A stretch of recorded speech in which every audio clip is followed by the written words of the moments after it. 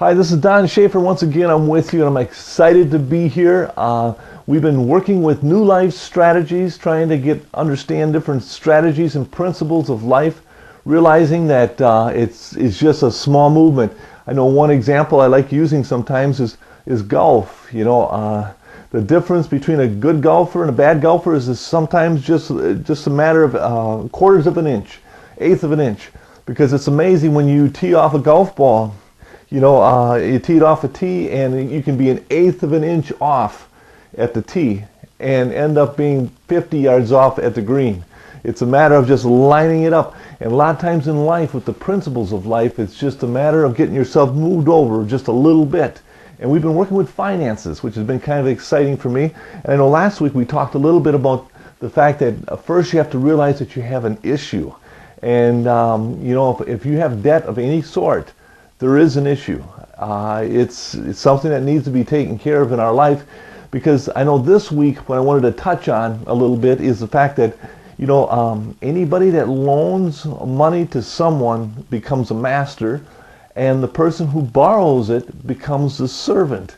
And our society has gotten itself in a situation where it has a tremendous financial misunderstanding going on right now. And even our country, our nation is having a problem with this.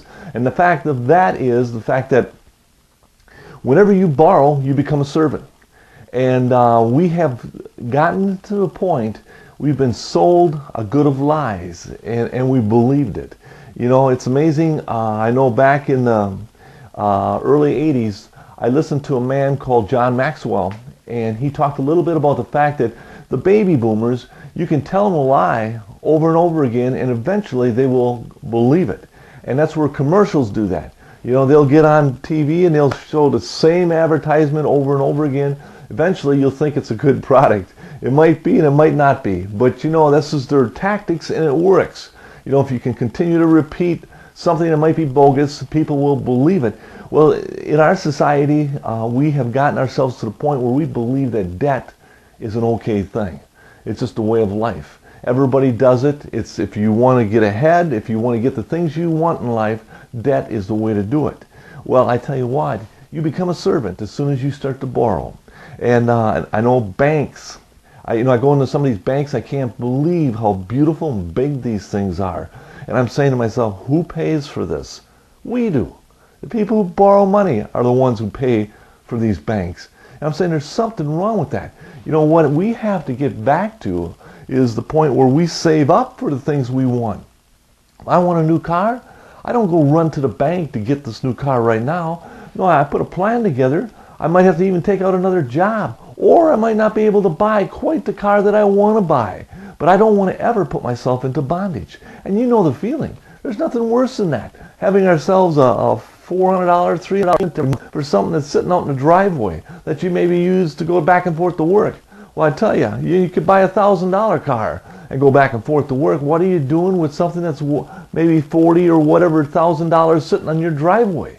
But our society is saying, this is normal, this is the way you get what you want, and everybody's doing it. It's a way of life. Going back a little bit, I know the turn of the century, I've read statistics that said back in the 1900s that only 2% of the homes in the United States had mortgages on them. Now we've flip-sided. Here we are in 2012. Now we're probably lucky if we got 2% that don't have mortgages on it. Now what's with this? J.C. Penney's, Henry Ford, Sears, all these men didn't believe in credit. Ford actually said that credit is a lazy man's tool. Someone who doesn't want to work for a period of time to get something is lazy, will just go out and take debt and sometimes not even pay that back.